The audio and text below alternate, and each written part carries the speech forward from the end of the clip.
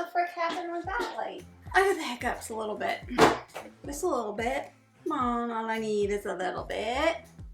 A little bit of this, a little bit of that. That looks like, he looks like an old man. Oh my god. Are you a MonstaTama? Do you ever play a monsters in the shelter? My monsters in the shelter all the time. We should do the whole video in that voice. No. Hello everyone, welcome back. See again, like it's not the Foster the same. Meeple, a channel. It's almost like you should be talking like that girl. Again, and put them on. And we put the monster in the shelter. There it is.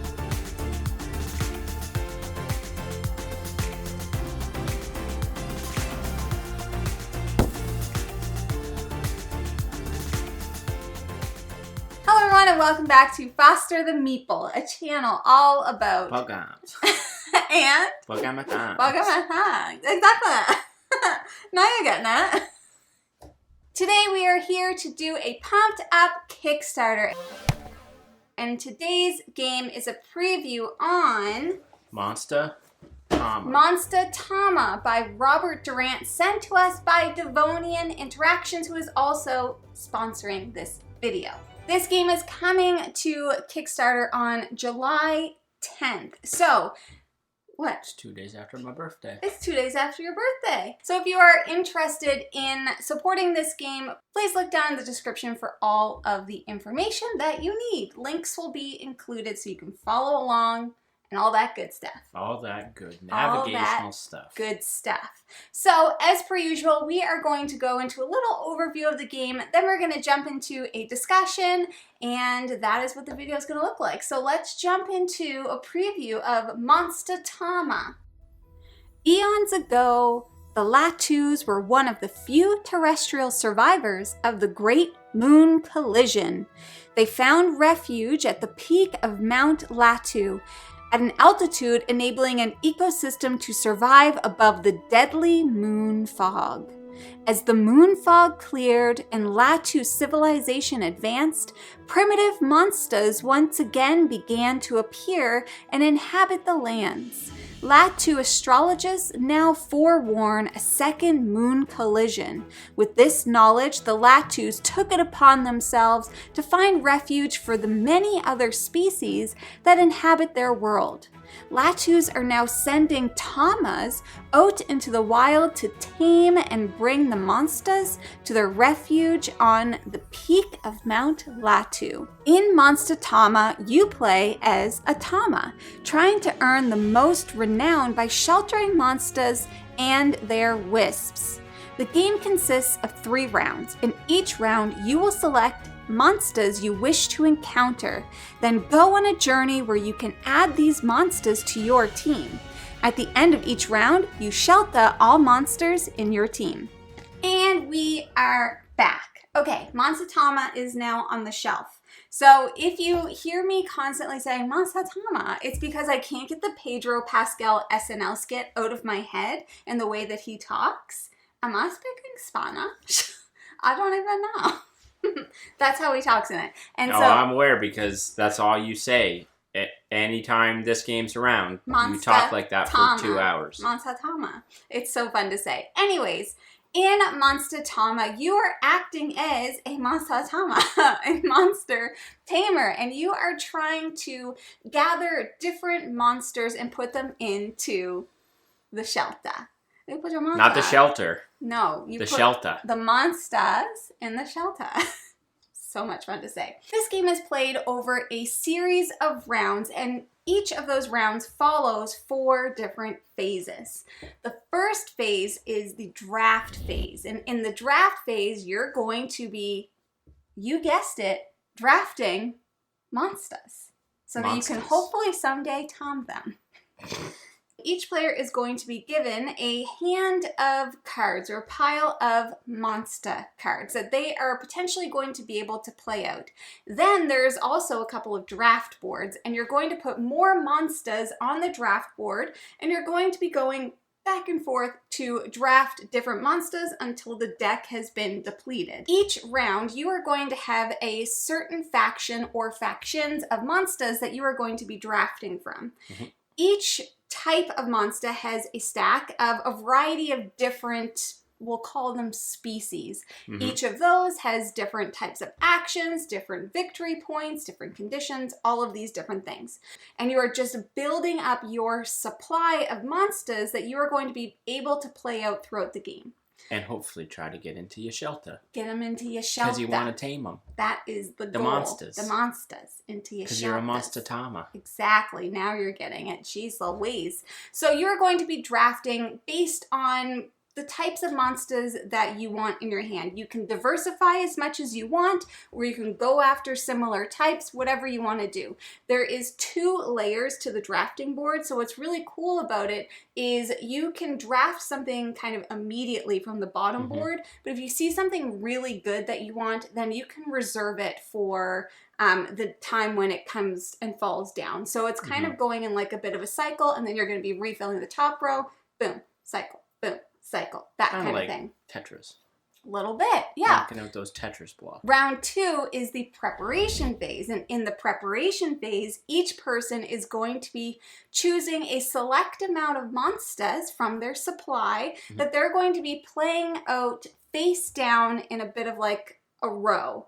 And it is random. It is random. So you get to choose which monsters you want to play out, but then you have to shuffle them and put them face down, and they are going to be revealed as you play, starting from the left side and going to the right side. So that's the preparation phase. In that phase, you also get to choose one monster from your shelter, and you get to put them into play underneath your player mat.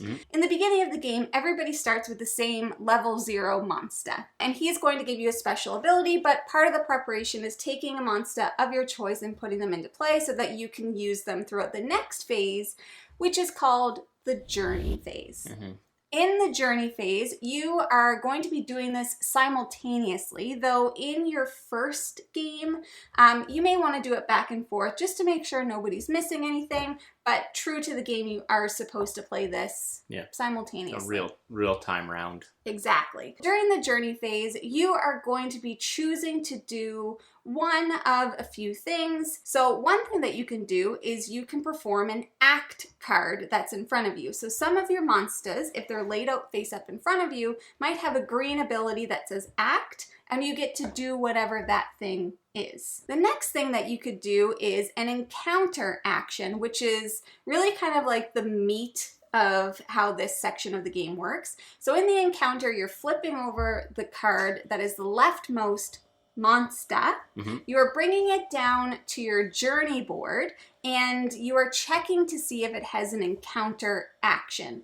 If it does, then you completely fulfill that action. Those actions are listed in a pinkish purple color. That's the encounter. The next thing that you could do is tame, and this is how we're actually bringing the monsters down into our little area, which will eventually get them into the shelter.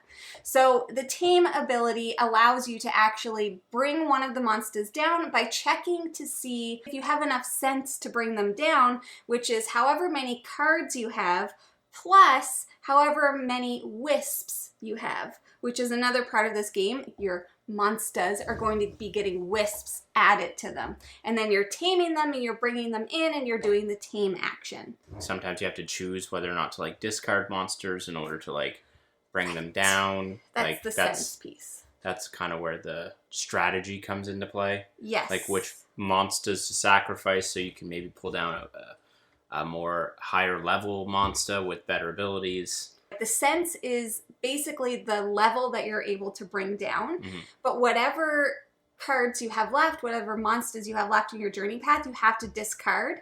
And unless you have a card that has an ability to bring them back, then you know you're not going to be getting any of those points this round. So you do have to like sacrifice some of your monsters. Those are kind of like the main chunk of actions. You're going to continue on until you want to pass, until you have no cards left. The next phase is called the finale phase, and some of the cards that you have in front of you are going to have a final action that you're able to do in that round.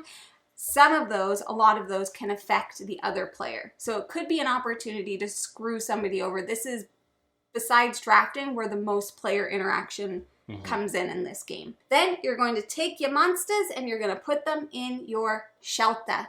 The aim of the game is to get as many points as possible. Points are listed in a little sunshine in the top corner of your cards, so you're going to be going round over round trying to get as many points as you possibly can in order to win the game. You're also going to be collecting those wisps because those are each worth 1 point at the end of the game too. That's basically the game, and you're doing that over a few rounds, counting your points. It's very, very quick and relatively easy to get to the table. It also has an introductory mode, which we didn't play. I played it when I played the solo mode, which helps you kind of learn the game, and it just makes some of the rules a little bit easier to do. Who is this game for?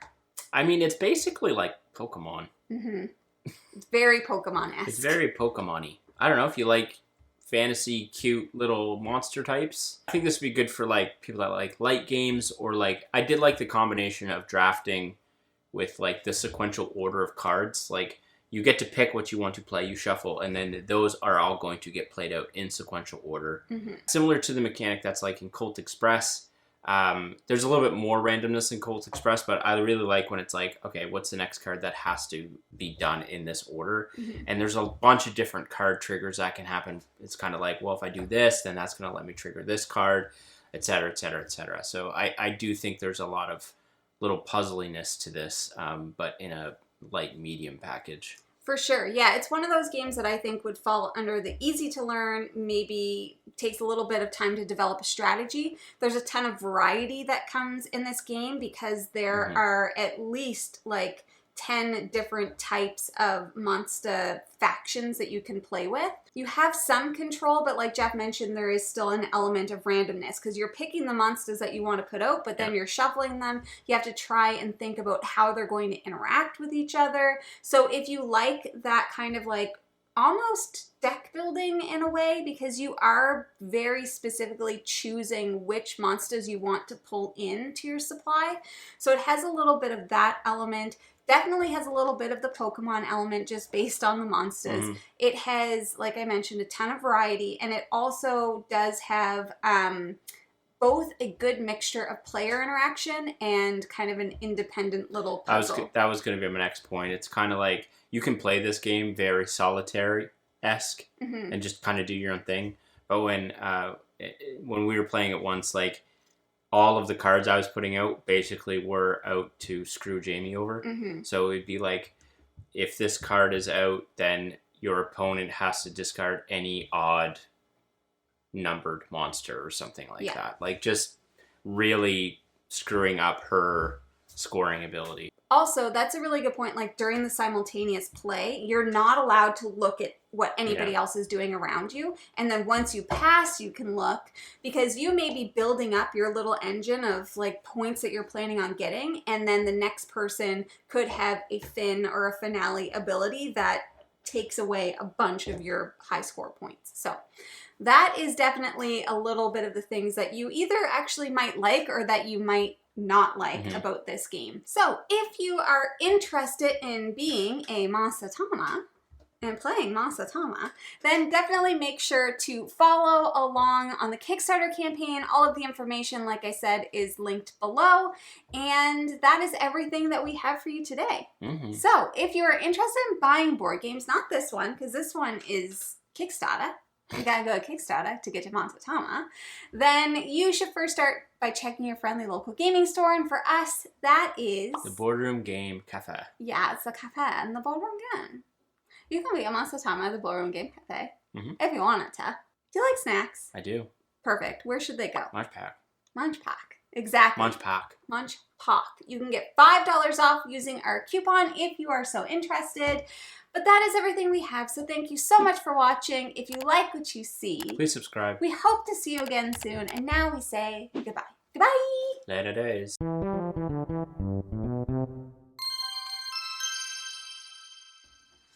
I feel like you're just like, you have a bunch of different accents you're using there, and you can't figure out which one to use, and then you just keep switching them around. MonstaTama. Tama, monster. Keep him in my shelter. Jack. You just use the same two words every time. MonstaTama. And shelter. Shelter. What else you got? Monster. Tama. Jama. Jaffa. and each people has the same amount, essentially, of Each person. Monsta.